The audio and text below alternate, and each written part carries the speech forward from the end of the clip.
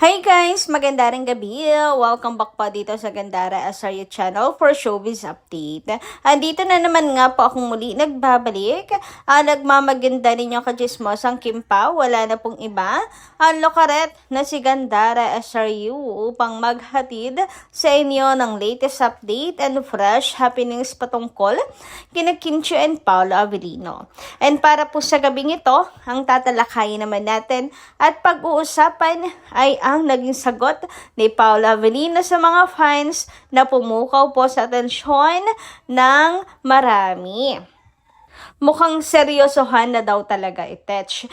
Mukhang pupunta na sa next level sila Kim and Paolo. Yan ang say ng mga fans. Pero bago po ang lahat, bago po tayo mag-start, sa mga hindi pa nakaka-subscribe sa ating channel, kung kayo ay bago lang dito, i-click nyo na po yung subscribe button natin at notification bell na nariyan sa baba upang kayo ay maging updated at ma-notify tuwing may bago tayong chika at balita hinggil sa Kim Pao. Basta mga balita na may kinalaman kina Kim Chiu and Paolo Avellino, sagot na nga po natin yan.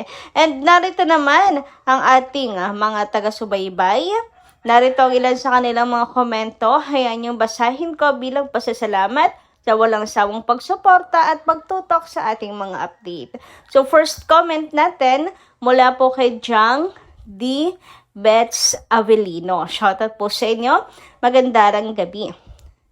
Marami naman pong nagsasabi na si Janine daw yung buntis kasi meron ata upcoming na movie na hindi na matutuloy dahil nga na siya ay buntis. Ewan ko lang po ha, nabasa ko lang po yan. Grabe kasi yung mga blind item ngayon. Talagang kalat na kalat.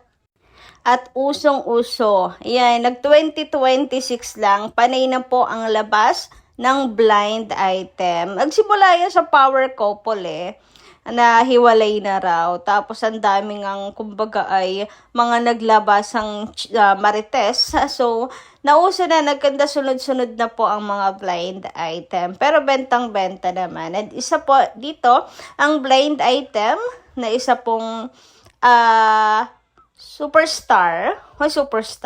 Kumbaga ay sikat na sikat na hindi matutuloy ang kanyang proyekto dahil siya ay nagdadalang tao. Ito raw, magugulat daw ang mga netizens sapagkat ang kanyang karelasyon, napaka-popularidad daw ng kanilang relasyong dalawa, ganyan.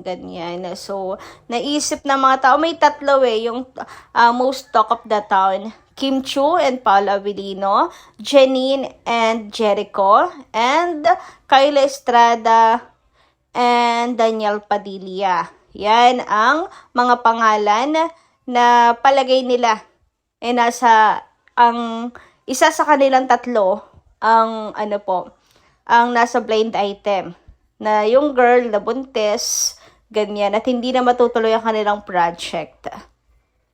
So, syempre, Kim Pao, isa na dyan sa mga nabanggit, diba?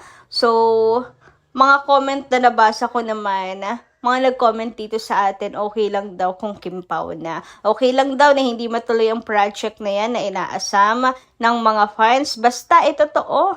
Happy at excited pa ata. Nabuntis si Kim Chiu, etc. ganyan. Pero wala pong confirmation po yun. At still, a blind item pa din yan. Hindi pa po pinapangalanan ko sino.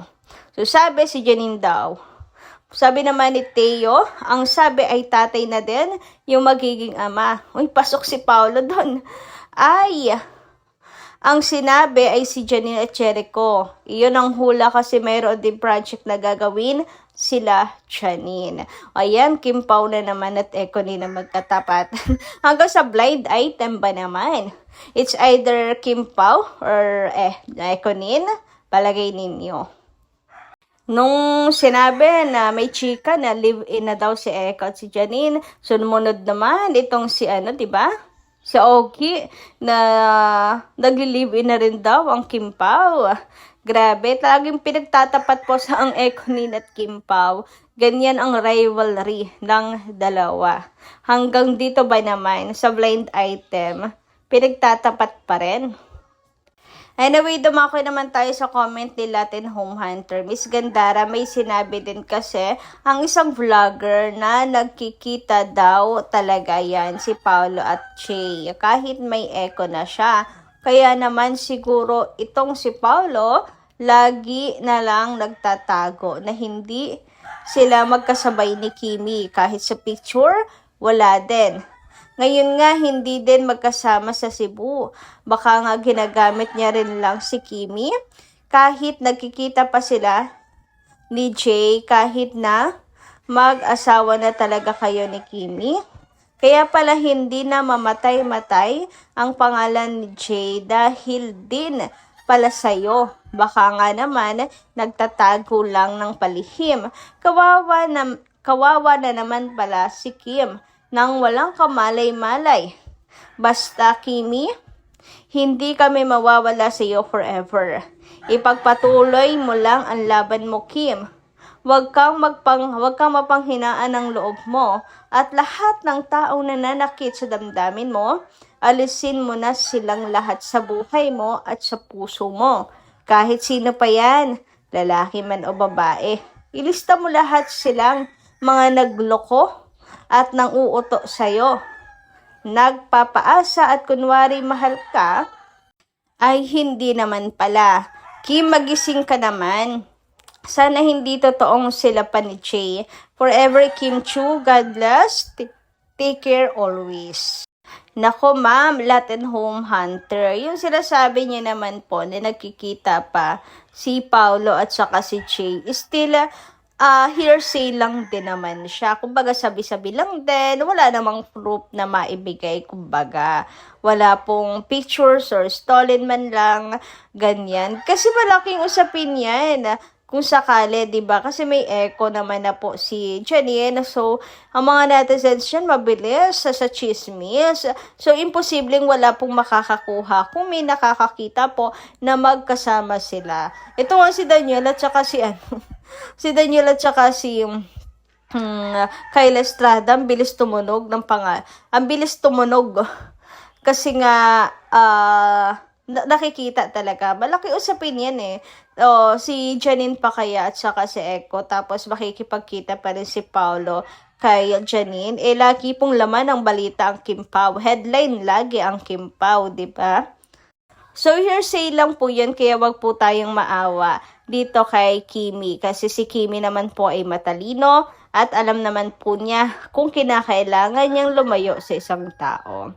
Anyway, dumako naman po tayo dito sa sagot ni Paul Avellino sa mga fans na naghahanap sa kanya. Naghahanap kay Kim. Hinahanap si Kim sa kanya sa Sinulog 2026. Ang sagot po kasi ni Paulo ay nasa Showtime. Grabe, nag-react agad po ang mga fans sapagkat wala namang Showtime.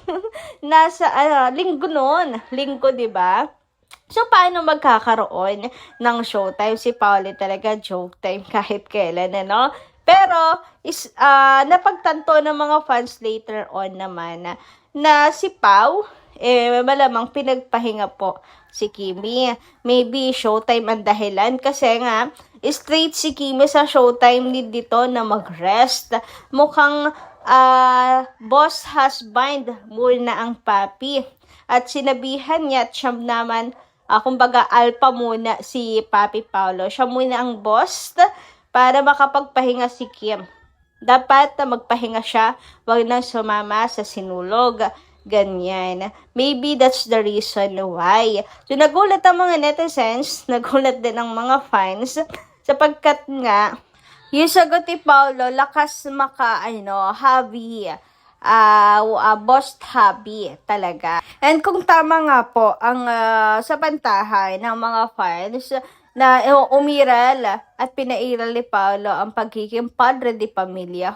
Pinanindigan pagiging padre de pamilya, ang pagiging alpha, para sa kanilang dalawa ni Kimi, para sa kalusugan ni Kim Chu. Masaya sila. Kasi need naman talaga ni Kimi mag-rest. Kailangan po niya na magpahinga. 'Di ba?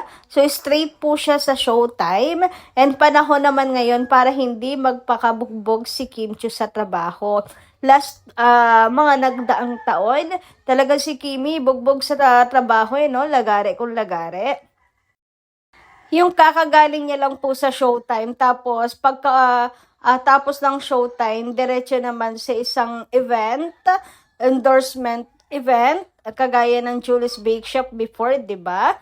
Tapos after nun, rehearsal naman for ASAP and all. Grabe talaga si Kim Chiu, walang inaaksaya na minuto. So, itong taon naman nito ay panahon na para magbawas ng trabaho si Kimi, di ba? Kaya nagpapasalamat yung iba kay Paolo Avellino. So, kayo guys, anong palagay ninyo? Anong inyong masisay patungkol dito? Sayang na as much as gusto natin na makita sana na magkasama ang Kim Pao, pero dapat intindihin din naman natin na talagang si Kimi di naman po robot. No? Kailangan din po niya ng pahinga. So, yun lang po muna ang ating update. Maraming salamat po sa inyong pakikinig. And kita-kits po tayo muli sa mga susunod pa nating chikas. Marami pong salamat.